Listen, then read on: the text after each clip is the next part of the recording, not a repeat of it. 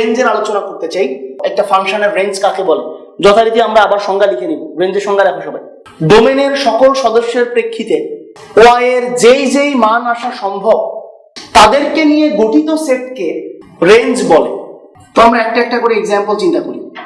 Example 1 এ আমরা প্রথমেই একটা ওই ত্রিকোণমিতিক আলোচনার মধ্য থেকে একটা এক্সাম্পল চুজ করে আমরা এখানে একটু আলোচনা করি, তারপরে আমরা অন্যটাতে যাব।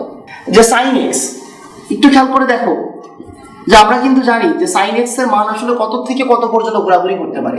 সাইন এক্স এর সর্বনিম্ন মান -1, সর্বোচ্চ মান +1। তাহলে আমরা বলতে পারি রেঞ্জ হচ্ছে -1 থেকে শুরু করে +1 পর্যন্ত। যদি ভাই আমি সাইন এক্স না দিয়ে সাইন স্কোয়ার এক্স দিতাম তাহলে কি হতো? সাইন স্কোয়ার যখন হবে স্কোয়ার গুলা কিন্তু নেগেটিভ ভ্যালু কি প্রডিউস করবে? নেগেটিভ ভ্যালু প্রডিউস করবে না। যখন স্কোয়ার থাকবে তখন সর্বনিম্ন মান হচ্ছে 0 আর সর্বোচ্চ মান কত? 1। এবার চলো एग्जांपल 2 এর মধ্যে। एग्जांपल 2 তে আমরা একটু জটিল একটা ফাংশন চুজ করি, 3 sin x + 4 cos x + 2013।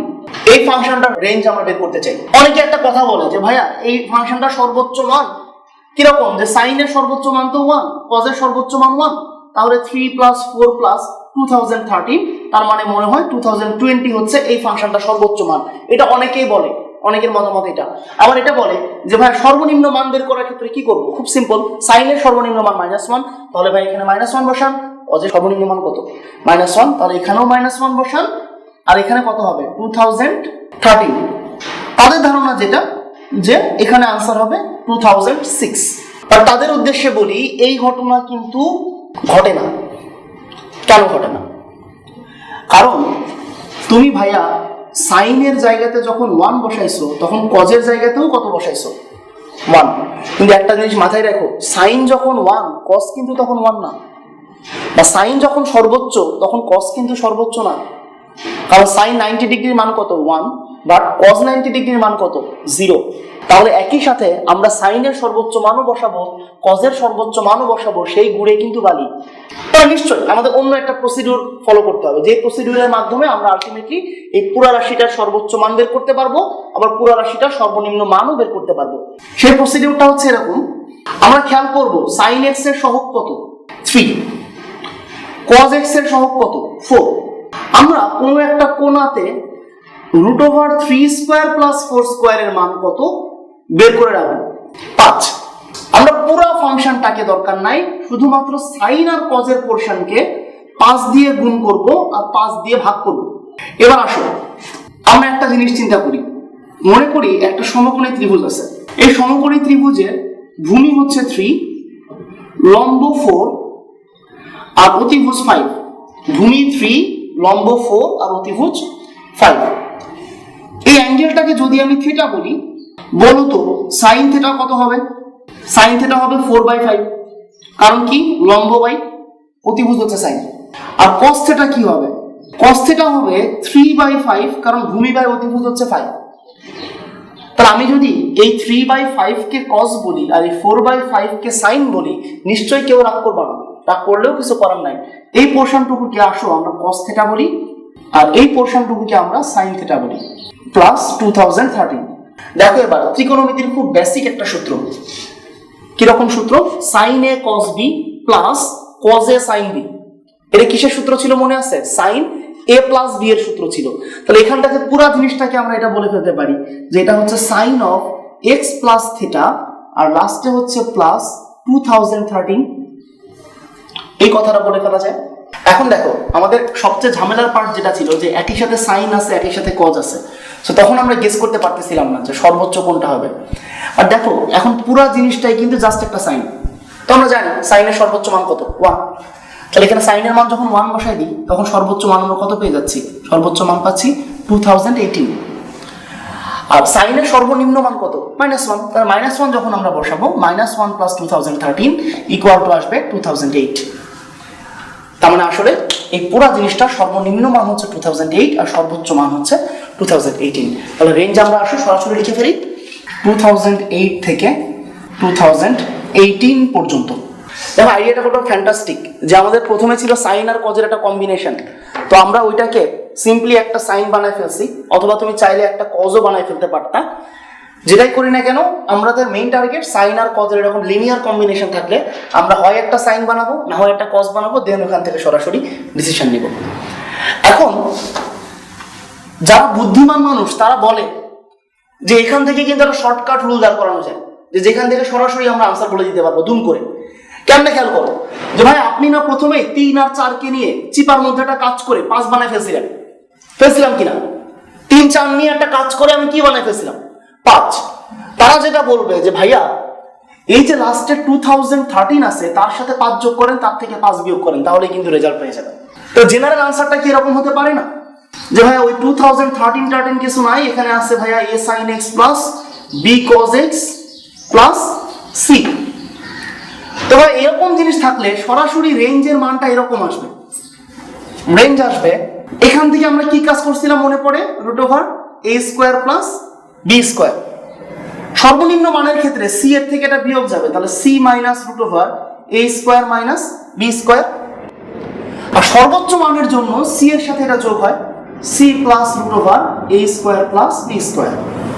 এটা আছে, সরি এটা a square plus b square. এবার চলে যায় রেঞ্জের মধ্যে एग्जांपल 3 তে। যদি এরকম একটা ফাংশন থাকে y ax square plus bx plus c, তাহলে সেই ফাংশনগুলোর রেঞ্জ কিভাবে বের করতে হয়? এই ফাংশনগুলোর রেঞ্জ বের করা আসলে একটু জটিল কাজ, তো আমরা একটু চালাকি করে নিই, একটু চালাকি করে বেশ একটু ক্যালকুলেশন করব। ক্যালকুলেশন করে তারপরে একটা লাইন আমরা দাঁড় করাবো, ওইটা আমরা তারপর মুখস্থ করে ফেলবো। আগে আমরা ক্যালকুলেশনটা একটু দেখবো যে কোথা থেকে আসছে। আমরা যেটা করি ax square plus bx plus y কে একই পাশে নিয়ে যাই, c minus y equal to 0। দেখো আমরা এখন দাবি করতে পারি এইটা একটা বহুপদী সমীকরণ, যেই বহুপদী সমীকরণে এটা হচ্ছে a, এটা হচ্ছে b আর পুরোটা হচ্ছে c। আর এরকম করে কাজ করতেছে ax square plus bx plus c, মানে c বলতে এখন আমরা কি বোঝাবো?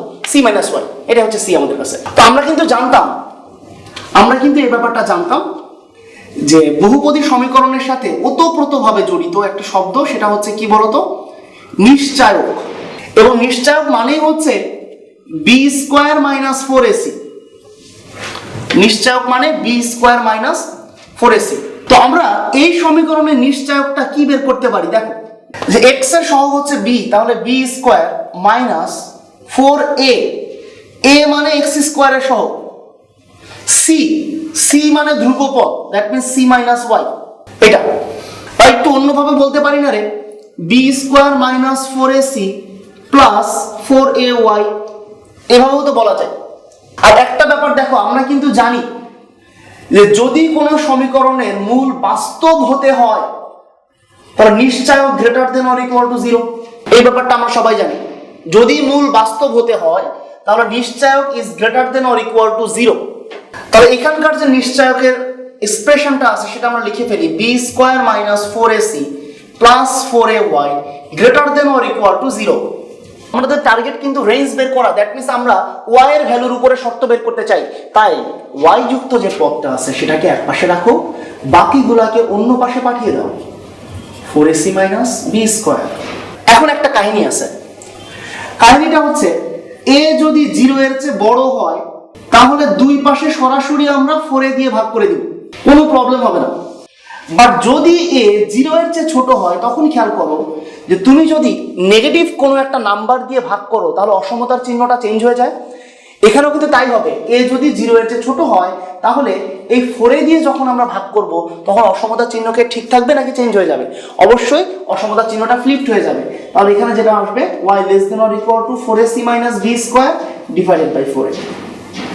তাহলে এই ধরনের ফাংশনের ক্ষেত্রে রেঞ্জ কিন্তু দুই রকম হতে পারে, একটা হচ্ছে a এর মান যদি 0 এর চেয়ে বড় হয় তখন কেমন হবে, আর একটা হচ্ছে a এর মান 0 এর চেয়ে ছোট হলে তখন কেমন হবে। ওকে ফাইন, তাহলে এরকম কোন একটা ফাংশন দেখলে আমরা এই রেজাল্টটার সাথে মেলাবো, এবং অবশ্যই এই দুইটা লাইনকে আমরা এখন থেকে tm মানে হচ্ছে টানা মুখস্থ করে ফেলবো। মুখস্থ করতে আমাদের আপত্তি নাই, তার কারণ আমরা বুঝে ফেলছি, বোঝার পরে মুখস্থ করা যায়, না বুঝে মুখস্থ করা যায় না। एग्जांपल 4 এর মধ্যে আমরা আনতেছি এরকম টাইপের function 9x - 2 divided by 5x - 7। এই ধরনের ফাংশনের ক্ষেত্রে একটা কথা আমরা সুন্দর মতো লিখে রাখতে পারি, সেটা হচ্ছে মূল ফাংশনের ডোমেন ইকুয়াল টু বিপরীত ফাংশনের রেঞ্জ কথাটা কেমন একটু বিদঘুটে লাগতেছে। বিদঘুটে লাগার কিছু নাই, কারণ আমরা কিন্তু বিপরীত ফাংশন যখন আলোচনা করতেছিলাম প্রথমে একটা কথা বলছিলাম যে বিপরীত ফাংশনের মেইন টার্গেট এক্স কে ওয়াই বানানো, ওয়াই কে এক্স বানানো, বা অন্যভাবে বলতে পারি যে ডোমেনকে রেঞ্জ বানানো আর রেঞ্জকে ডোমেন বানানো। এটা ছিল আমাদের বিপরীত ফাংশনের কাজ। তাহলে দেখো এই যে মূল ফাংশনের ডোমেন, সেটাই বেসিক্যালি বিপরীত ফাংশনের কি হয়ে যাবে, রেঞ্জ হয়ে যাবে না? বা অন্যভাবে বলতে পারি যে মূল ফাংশনের রেঞ্জ যেটা, সেটাই বিপরীত ফাংশনের কি হবে, ডোমেন হবে। এই দুইটা কথা যে কোনো একটা কথা আমি বলতে পারি যে মূল ফাংশনের ডোমেন মানে বিপরীত ফাংশনের রেঞ্জ, অথবা মূল ফাংশনের রেঞ্জ মানে বিপরীত ফাংশনের ডোমেন। এখন দেখো ডোমেন বের করা কিন্তু অলরেডি আমরা শিখে ফেলছি। তো এখন ডোমেনের আইডিয়াটা ইউজ করে যদি আমরা রেঞ্জ পেয়ে যাই তো ঝামেলাটা কোথায়? ভালো তো? ভালো না? দেখো, তো আমাদের ফার্স্ট কাজ হচ্ছে আমরা এই ফাংশনটার বিপরীত ফাংশন বের করব। এই ফাংশনটা, এটার বিপরীত ফাংশন এফ ইনভার্স এক্স এক লাইনে বের করা শিখাইছিলাম। এই 7 আর এই 9 এই দুইটার অবস্থান পরস্পর কি হবে, ইন্টারচেঞ্জ হবে। ইন্টারচেঞ্জ হলে উপরে আসবে 7x - 2 আর নিচে আসবে 3x - 9। উপরে আসবে 7x - 2 আর নিচে আসবে 3x - 9। এখন বলো এই ফাংশনটার ডোমেন মানে কি? এই ফাংশনটার ডোমেনের জন্য কি আসলে x এর উপরে শর্ত কোনটা সেটা খেয়াল করে দেখো। এই ফাংশনের নিচের রাশিটা কি 0 হইতে পারবে? পারবে না, কারণ এই নিচের রাশিটা 0 হওয়া মানে কিন্তু ঝামেলা, সামথিং বাই 0 চলে আসবে, অসংজ্ঞায়িত ফরম্যাট। তাহলে আমরা বলতে পারি এই রাশিটার ক্ষেত্রে 3x - 9 is not equal to 0, বা ক্যালকুলেট করে x is not equal to 3, এরকম ব্যাপার।